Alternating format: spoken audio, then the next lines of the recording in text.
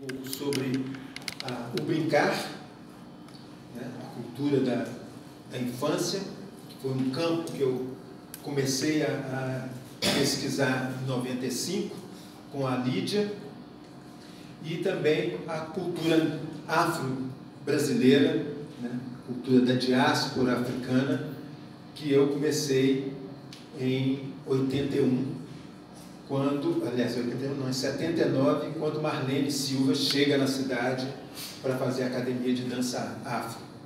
Então, esses dois campos de pesquisa, tanto do brincar como da cultura afro-brasileira, vão ser o tema aqui que a gente vai passear por eles, né?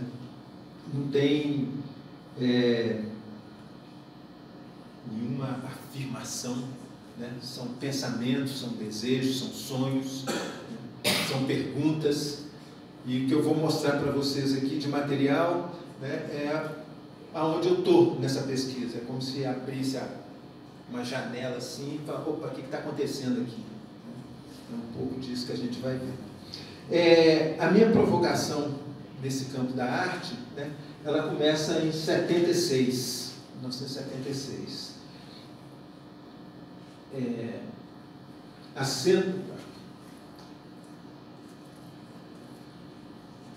A cena cultural e artística de Belo Horizonte questiona os limites da arte. Então, quando eu entro no cenário cultural de Belo Horizonte, havia uma discussão muito intensa em relação aos limites da arte. De um lado, o teatro estava querendo sair desse lugar só da palavra, né? O discurso, né? A preparação do ator estava sempre só voltada para que ele pudesse falar bem o texto, né? Tanto que muito nessa época todo mundo chegava e falava assim, meu filho é ótimo para fazer teatro, ele decora com uma facilidade enorme, como se fazer teatro fosse você decorar texto e falar, bastava, né? Então, o teatro estava se questionando muito nesse lugar da palavra. Queria...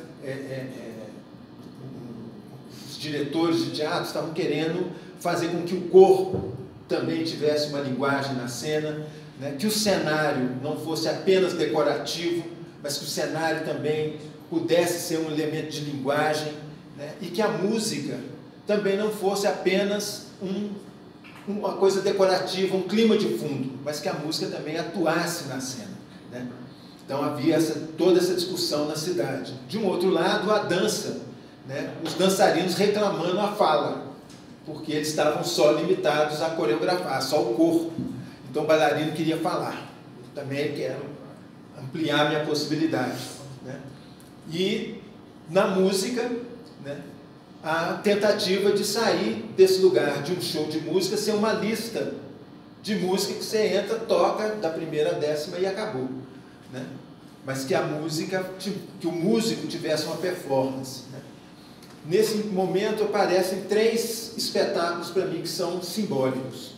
No campo da música, é um espetáculo do Leri Faria Júnior, que foi um músico que nos deixou esse ano, infelizmente, e que ele monta um espetáculo em 78 chamado Drops de Anis. O espetáculo, ele era um espetáculo chamado espetáculo cênico-musical, né? Então, o roteiro do espetáculo, as músicas aconteciam não pela lista, mas pelas cenas. Então, por exemplo, tinha um momento que entrava um ator, montava um negócio e falava, estamos aqui na Rádio Pambenil, a melhor rádio da cidade. Para você que está aí sentado, vamos tocar aquela música romântica para você aproveitar esse namoro. E aí já começava ali o músico a tocar a música, de repente a gente estava num ônibus, todo mundo no ônibus balançando, um músico lá dirigindo o ônibus, aí tinha um jogo de texto entre os músicos, e aí começava uma música ali no meio do ônibus. Então havia toda uma performance do músico na cena, né, do Drops de Anis. E na dança, né, existia uma academia em Belo Horizonte chamada da Marilene Martins, que era o Transforma.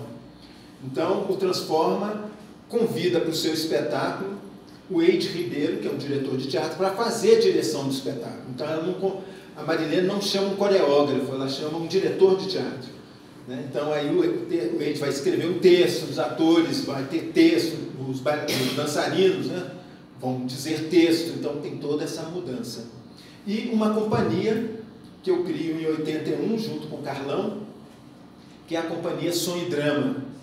Né? Na Som e Drama a gente vai desenvolver umas pesquisas dessa relação do ator com o corpo, o som, né? Como é que entra essa trilha sonora no espetáculo e a questão do cenário sendo integrado.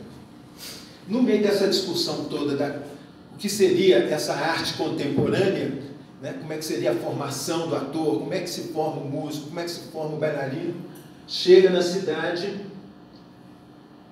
em 1979 e eu tenho um feliz encontro com Marlene Silva, que é coreógrafa e vem montar a Academia de Dança Afro em Belo Horizonte. Né? Então, Marlene que traz a dança afro, temos uma academia em Belo Horizonte.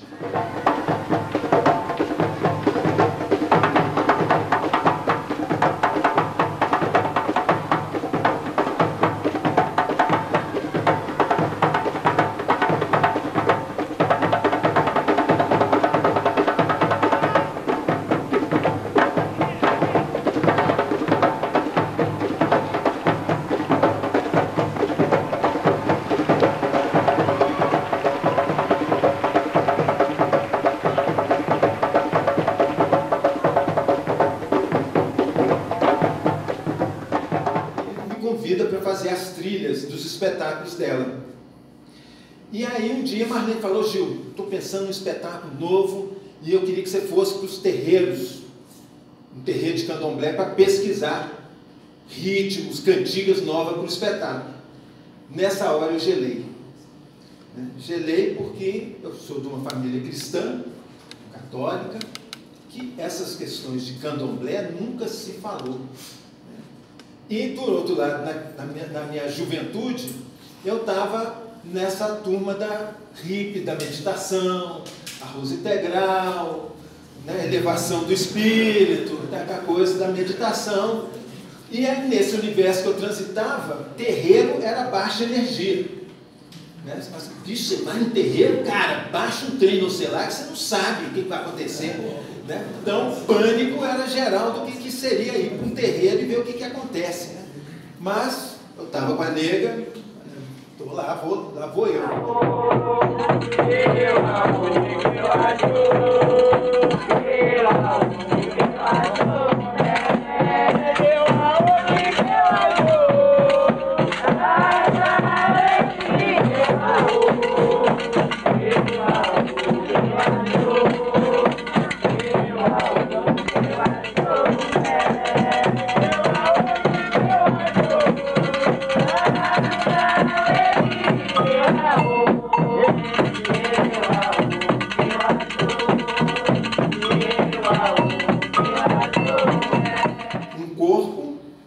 Dialogava com o som, que construía uma narrativa a partir do som, né?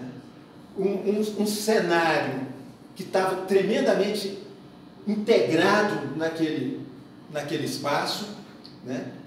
A maneira das pessoas que estavam ali dizerem um texto era sempre de uma maneira que misturava um canto com um canto falado, havia uma rítmica, havia, né? Era tudo ali rompia, trazia aquilo que o teatro contemporâneo estava querendo fazer. Eu falei, a arte contemporânea está aqui dentro. Na diáspora, o corpo negro se apresenta como grafite, película, imagem cinética de uma escrita, criptografada, um corpo pensado como locus de saber em contínuo movimento de recriação. Esse texto é da Leda Martins, né? E eu dei uma sampleada nele ali, meti umas outras coisas para poder trazer esse texto para aquilo que eu estava querendo dizer. Quer dizer, aquele corpo com aquela pintura, né, ele era uma animação, porque aqueles desenhos, eles tinham um significado quando aquele corpo estava parado. Mas quando aquele corpo movia, aquele desenho movia, era um desenho animado. Né? Quando fala do cinético, de uma imagem cinética, é uma imagem em movimento. Né? E né, e essa ideia de película, né, de que é onde se põe o filme, a animação, né, quer dizer, é um corpo que se oferece como película, para ser inscrito. Ele se inscreve. Né? Então havia toda uma linguagem que eu considero que a gente ainda está buscando construir, né, na nossa performance, pela integração que esse corpo trazia, né, de arte. Ali estavam as artes visuais, ali estava a música, ali estava a dança, ali estava o canto, ali estava o teatro, estava tudo ali. Né?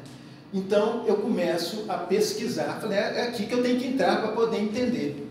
Então, a partir daí eu começo a buscar entender o que é que acontece, seja no candomblé, seja no congado, seja no maracatu, né? O que é aquilo ali, que esses movimentos estão me dizendo. Eu comecei a adaptar o corpo como um instrumento musical. Foi aí que eu comecei a pensar assim, o primeiro instrumento é a voz, e o melhor instrumento é o corpo.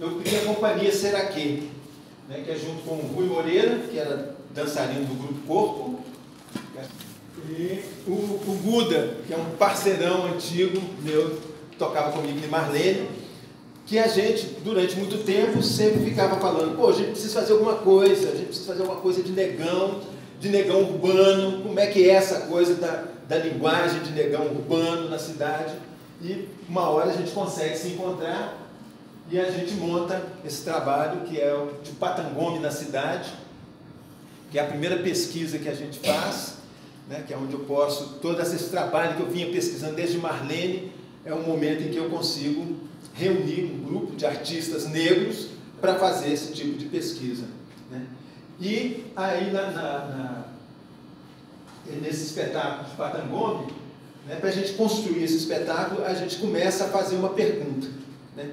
O que é ser negro urbano em Belo Horizonte? Como é que era isso? O que nos caracteriza na cidade? Então nós começamos a pensar na nossa infância, na nossa adolescência, né? E fomos vendo essas diferenças que a gente vivenciava. Né? Na primeira delas era almoço de domingo. Né? Então quando a gente ia na casa de um amigo nosso branco, né, uma família classe média mais alta, né, almoço, a gente chegava, sentava na sala, conversando, alguém com uma música assim baixinha, a gente escutando, de repente vinha comida, a gente sentava ali, conversava, você está fazendo o quê? Estou fazendo mestrado, mestrado, né? Você não, estou agora no treino tal, todo mundo ali conversando, caramba. E quando a gente ia para o almoço de domingo, na casa dos pretos e dos parentes, você viu aquele negócio, rapaz? Pelo amor de Deus! Já começava na cozinha. Né? A gente já ia para a cozinha, porque aí a tia estava ali cozinhando, E a gente ali, opa, deixa eu tirar um tira-gosto, toma uma cachaça, conversa, de repente chegava um tio com violão, o outro com um cavaquinho, o pau começava a quebrar, música, tocando, comida, e a gente ali, aquela gargalhada, aquela voz, aquele vozerio alto, né? Então a gente começou a ver que essa questão, né, do espaço, né? Como é que para nós a cozinha é o lugar do encontro? Para outros é a sala de jantar, né? Os espaços, os silêncios, né? Como é que era o corpo, né? A música, né? Então a gente começou a investigar essas relações, como é que se davam essas relações, onde, né, vendo Naná, né, quando ele fala do instrumento, a voz, o corpo, né, como para nós, na cultura afro-brasileira, o corpo é o nosso primeiro instrumento, né, porque quando a gente vem como escravizado, a gente não consegue trazer os nossos tambores, os nossos instrumentos, né? Então, quando a gente chega aqui, e a música para nós é uma coisa muito importante, não tem instrumento? Vai no corpo. Vão bater palma, vão bater pé, vão e cantar, né? Então, isso para nós tem uma força muito grande, né? O uso do corpo para se fazer música, né? Aquele rapaz que vocês viram ali dançando, né, foi uma residência que eu fiz no Senegal, em 2007, numa escola de dança que chama École des Sables, que faz uma pesquisa sobre a dança africana. E esse menino que dançava, ele é da África do Sul, né? E na língua, uma das línguas da África do Sul, o som do C é, né, fala, tem um estalo da língua, né? E ele começa a usar esse estalo, esse som, para mover o corpo dele, né? Então ele vai dançando a partir da sonorização, da relação entre som, corpo, movimento, né? Isso é muito forte na nossa cultura afro-brasileira, né? A maneira da gente aprender música, a maneira da gente ensinar música, a maneira da gente fazer música, passa pelo nosso corpo. A partir do corpo, a presença, né? Porque inclusive isso é uma coisa fundamental, né? Quem foi transformado em objeto, em mercadoria, né? Se tornar pessoa, reconstruir a sua dignidade, vai ser a partir da música e da dança. Quando eu entro na pista e danço, e todo mundo fala, sou eu. Chego lá fora, vocês podem falar, negão, beiçudo, não sei o quê, papapá. Mas a hora que eu danço, meu amigo, aí você cala a boca, porque não tem para ninguém. Na hora que eu toco, né? Então isso faz parte da nossa presença no mundo, da nossa maneira de estar no mundo, né? E então, a partir daí, né, então eu começo essa investigação, né, que a gente faz na Seraquê, ela vai ser muito importante para mim. Quando eu começo a trabalhar com Lídia, tem um momento em 95, eu crio um espaço que chama Centro de Referência Cultural da Criança e do Adolescente, e onde eu começo a investigar o brincar, a brincadeira, né, que as crianças habitam o mundo, né, que é um pouco o título que estava no cartaz, né, o brincar como forma de habitar o mundo, né? Porque quando eu fui criar esse espaço, esse centro de referência, Lídia foi a pessoa que eu trouxe para falar para a gente da importância de ter um espaço desse. Se era esse brinquedo, como ela mostra ali, num vaso grego do século IV, numa pintura do século XVII, numa pintura do século XIX. Aí eu achei essas imagens na África, né? Já um vídeo ali, não é? Juntei com o vídeo dela, né? E ela vai mostrando e ela fala no final que as crianças do mundo inteiro brincam e brincaram das mesmas coisas, porque ela encontra as mesmas brincadeiras em tempos diferentes, em lugares diferentes, né? Isso me pirei a cabeça. Como é que é isso? O menino tem cultura? Né? Então, eu comecei a investigar. Como o meu campo é o da música, eu passei a investigar a questão da música no brincar. Né? E fiz a seguinte pergunta. Toda cultura ensina a gente a habitar o mundo. Né? A cultura me ensina a escrever, me ensina a comer, me ensina a andar. Né? Cada um dentro da sua cultura aprende a maneira de fazer as coisas. E eu comecei a me perguntar, como é que a cultura da criança ensina a música? Como é que se aprende música na cultura da criança? E aí, a primeira pesquisa que eu fiz, né, foi das cantigas de ninar, né, que é um momento em que a mãe vai fazer a sua primeira educação musical para o filho. Ela vai cantar para ele. Né, ela canta para ele dormir. Então, e é uma cantiga que é binária, né? Tempo forte, tempo fraco. Bambalalão, senhor capitão, espada na cinta, gilete na mão. Né? Porque quando eu estou no útero, né, eu tenho uma sonoridade de um coração que pulsa, eu tenho uma sonoridade de uma corrente sanguínea, né? Quem é mãe ou pai aí que acompanhou o ultrassom, né? Quando vai dar escutando, que é a corrente sanguínea, né? E o coração batendo ali. Então, isso é uma referência sonora da criança. Quando ela nasce, né, o mundo é caótico. Né? Porta que bate, cachorro que late, gente que fala alto, gente que fala baixo. Então, quando a mãe põe a criança no colo e começa a cantar, senhor capitão, espada, é como criasse de novo um útero, que isola de tudo quanto é barulho externo, né? E me traz para uma pulsação, para um ritmo que me acalma e eu durmo. Então, há uma relação profunda, né? E quando você vai ver essa música, a melodia, ela não tem saltos muito grandes, né? Ela é próxima, essas notas, e esse ritmo de vai e vem, que é o ritmo da natureza, né? A onda que vai, a onda que vem, o dia que vai, a noite que vem. Então, é esse movimento. E eu, no início, achava que era apenas o repertório era da cantiga de ninar, que só existia a cantiga de ninar. E na medida que eu fui investigando, fui vendo as canções, eu fui vendo que havia toda a relação da mãe com o filho, ela é sonora, ela é musical. Né? Todo o processo de contato da mãe com o filho é musical. Porque quando ela vai dar banho no neném, né, ela tira a roupinha, põe lá na cama lá, tira a roupa, pega o braço e canta. Bate palminha de Santo Tomé. Depois ela pega as perninhas e fica assim, serra, serra, serrador, serra o papo do vovô. Né? Agora, por que ela faz isso?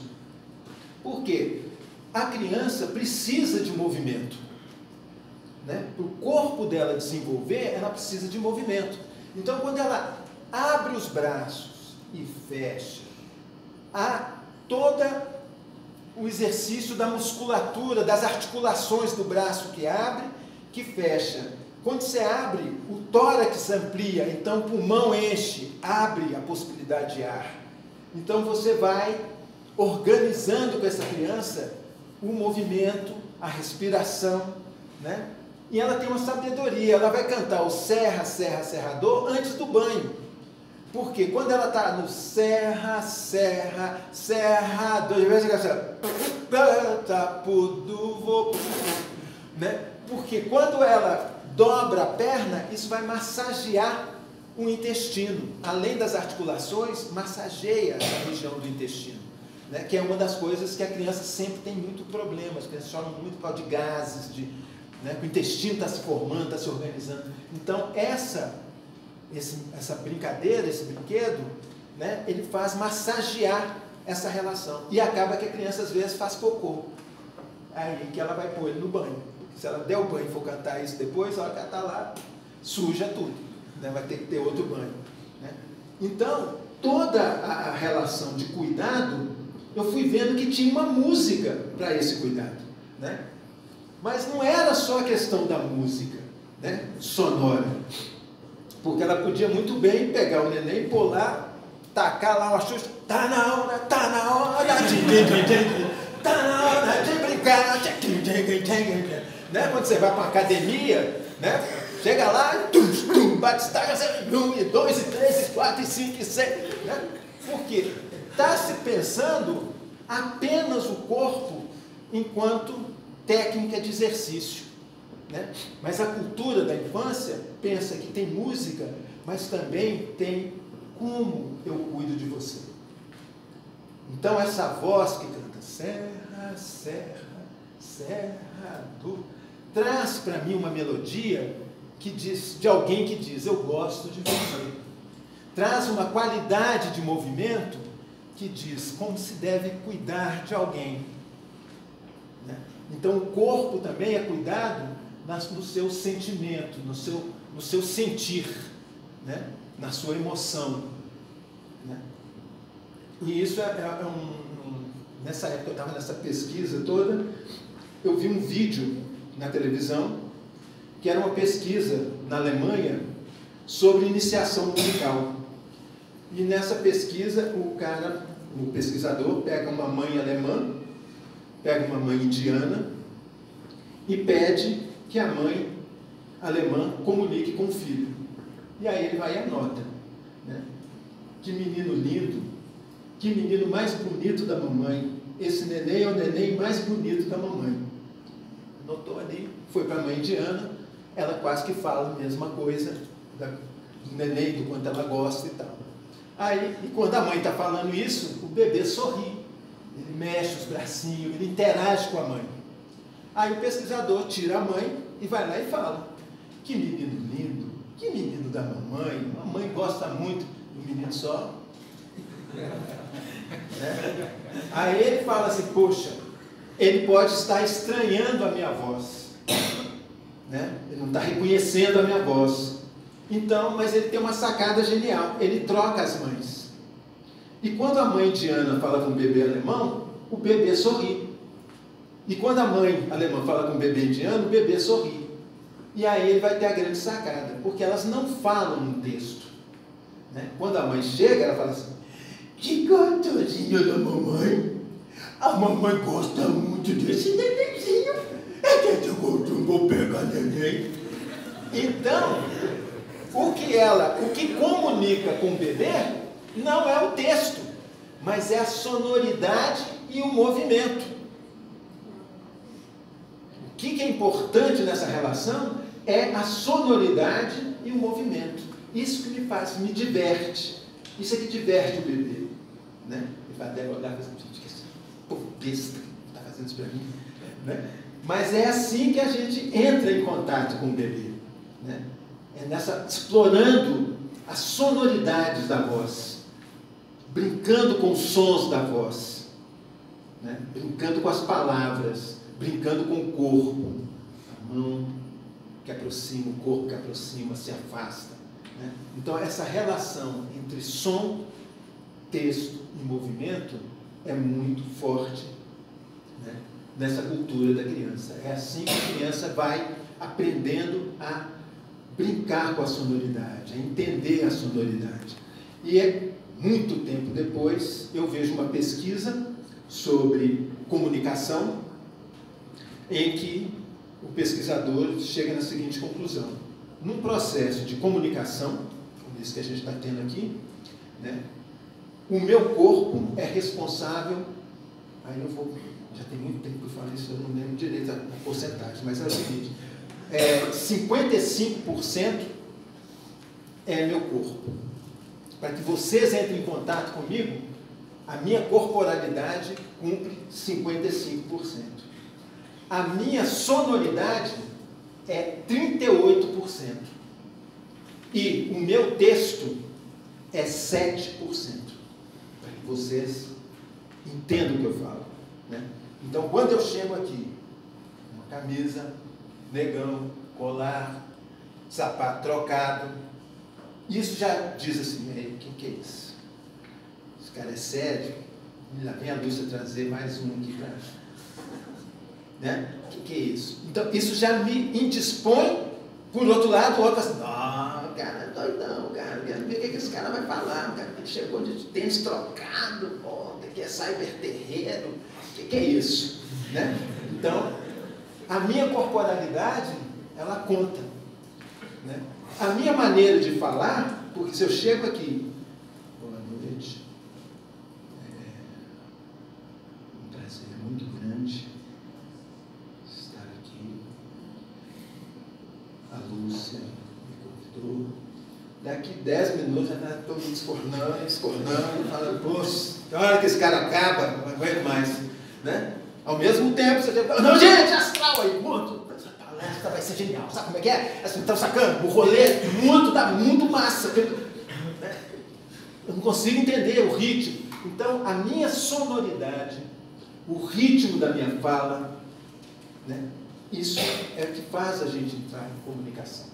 Fui perceber que minha mãe era realmente uma professora e que tinha uma metodologia de ensinar dança. Por quê? Ela começa a me ensinar quando eu era pequenininho. Ela me pegava no colo, eu segurava no dedão dela e ela dançava comigo. E ela parava, ela fazia assim, eu cafo no dedo dela. E aí ela dançava. Ela sabia que eu gostava daquilo. Eu cresci um pouquinho, ela me pôs no pé. E dança pra cá, oi, dança pra lá, oi, pra frente, oi, pra trás, oi, dança daqui, oi, dança de lá. E eu fui crescendo ali, aprendendo. Então ela começa, né? Minha mãe me ensinou não só a dançar, mas a gostar de dançar. A ver um sentido para dançar. Né? E ela, a criança, a partir dos 3 anos, ela começa um processo de invenção musical, de improvisação, né? Que é maravilhoso. Ela cria coisas de uma diversidade, né? De ritmo, de melodia. E eu até hoje só conheço uma pessoa que dedicou estudos a isso, que é um rapaz chamado Rafael Anderson. Maravilhoso. Né? O Anderson, ele começa a dar aula de música para criança pequena, fazendo isso. Ele pega um gravador, provoca a criança e grava. Ela cantava, ele gravava. Depois ele colocava para ela escutar. Falava, o que você acha? Você quer mudar? Tá bom? Aí a menina fala assim, eu quero mudar. Aí ele ligava o gravador, ela cantava de novo. Aí ele colocava, o que você acha? Ia perguntando a menina. Aí tinha uma hora que ela falava assim, agora tá bom. Então o Anderson, e aí a hora que você escuta o tá bom, meu amigo, é de doer o coração. Entendeu? Como é que uma criança de 3, 4, 5 anos chega a um resultado por ela? E aí eu começo a ver que tem essa musicalidade da canção, mas tem também o desenvolvimento do instrumento, né? Que é aquele menino ali que começa com as panelas.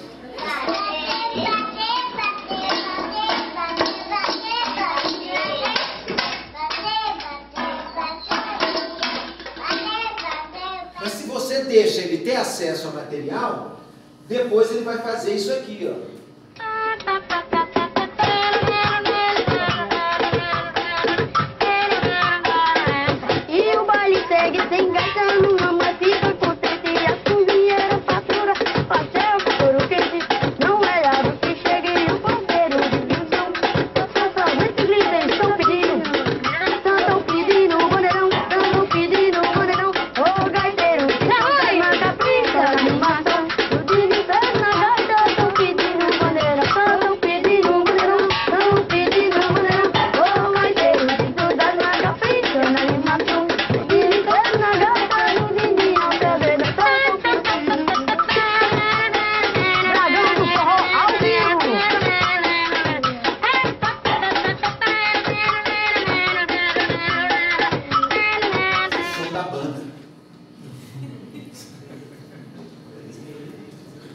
Né? Ah, eu acho que deve ter. Como parecia aquela voz da criança imitando o sopro. Ele faz o som do sopro ali no instrumento. É a voz, né? É a voz. Né? O instrumento mesmo não tem som, mas pelo menos ali. Agora o baixo e a guitarra não tem nem som vocal, né? Eles estão cantando a música, mas o som não tem. Porque o importante é estar junto, é fazer música junto. Entendeu? E músico não é quem tem som, não. Músico é quem está ali. Né? Quem está na banda é músico. Então, essa generosidade, essa visão ampliada do que é, eu acho que isso é muito importante. Né? Isso aí me ajudou muito num trabalho que eu fiz. Né? Falo muito que eu estou buscando entender a cultura da criança, a cultura afro-brasileira, porque ela me ajuda a pensar a minha prática, seja como artista, seja como educador. Em 2000, eu fiz um trabalho no Alto Veracruz, que foi a direção da gravação de um CD do grupo NUC, que era Negros da Unidade Consciente, um grupo de rap, que me chamou para fazer a gravação do disco deles. E como eu conhecia o movimento cultural do Alto Veracruz, eu propus a eles que, ao invés de fazer um disco de rap só com batidas eletrônicas, que eles convidassem as meninas de Sinhá, que é um grupo vocal, né, de senhoras que cantam cantigas de roda, para serem as back vocals do disco. E um grupo de capoeira que tinha lá também, para fazer a parte percussiva do disco. E eles topam e a gente faz esse processo. Só que tem um momento em que uma das senhoras tem um AVC. E ela fica com dificuldade de cantar. Né? E aí, depois que ela sarou tudo, né, ela voltou lá para o grupo. Aí todo mundo ficava olhando assim. Como é que é? Ela vai cantar com a gente? Ela não está cantando. Ela não está conseguindo cantar. Aí eu lembrei dos meninos. Falei, gente, são 20 mulheres cantando. Ela ali, no meio de vocês, com a energia de querer cantar, não vai atrapalhar. E para ela, vai ser super importante estar junto com vocês. E Dona Isabel continuou fazendo show, cantando, na maior, mas tá ali. Mas era importante a presença dela.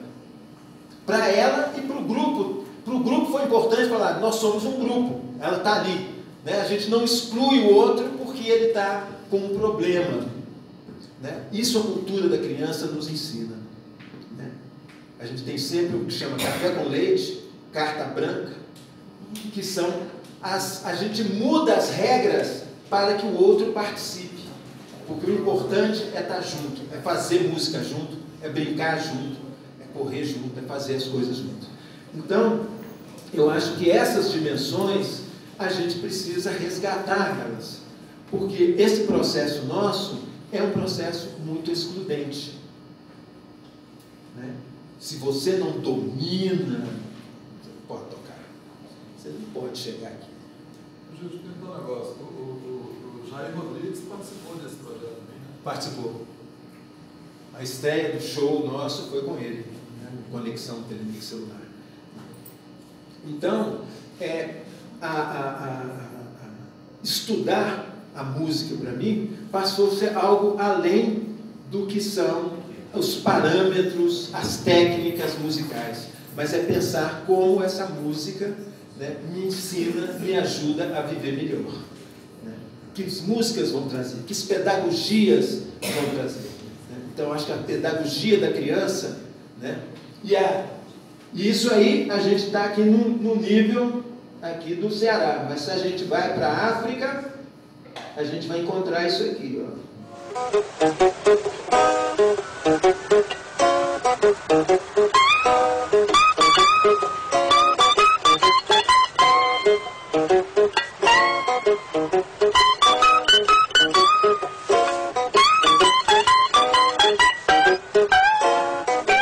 Que é uma lata com uma galha, que aqui no Brasil eu acho que seria de goiabeira, que verga, mas não quebra, e um arame.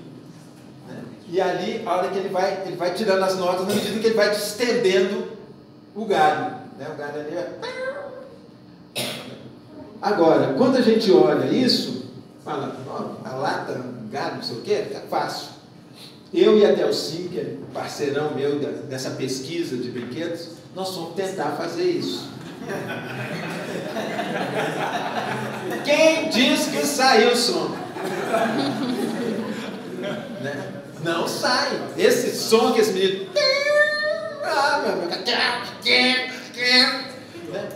Então, tecnologia. As crianças dominam a tecnologia da construção sonora. E isso para falar de uma construção que a gente fala que é da cultura da criança. A criança traz esse saber, ela produz esse saber musical que vai do canto ao instrumento. Não é só percussão, é corda, é sopro, ela vai, na medida que você vai deixando, ela vai andando. Né? Agora, ela também traz uma outra cultura, que é aí que eu fui descobrir, que é quando ela convive com a cultura afro-brasileira. Né? Eu não sei se todos já viram esse vídeo.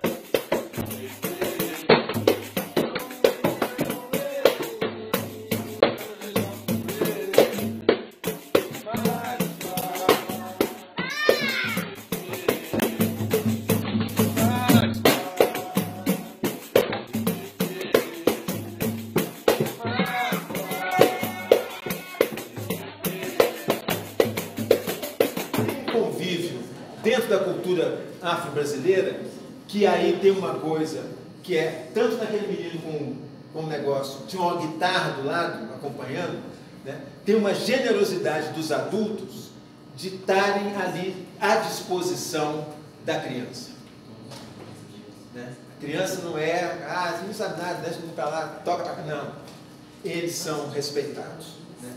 Então, o uso, aí tem uma coisa muito importante, que eu tinha que ter mostrado antes, né? Que é a criança, quando ela usa o que está disponível na natureza, né? Ela tem um olhar e um ouvido e um sentir para algo que tem potência. Não é qualquer coisa que ela pega. A gente teve um tempo atrás que usava muito sucata. Já que não tem instrumento, já que não tem isso, vamos usar sucata. Né? Mas isso sempre me preocupou, porque eu sentia isso sempre como uma falta. Que se aquela pessoa tivesse instrumento, ele julgava a sucata fora, porque ele queria um instrumento, né? A criança não. Aquilo que ela constrói tem valor para ela sonoro, porque ela achou o material que vai fazer aquilo que ela necessita, que é isso aqui.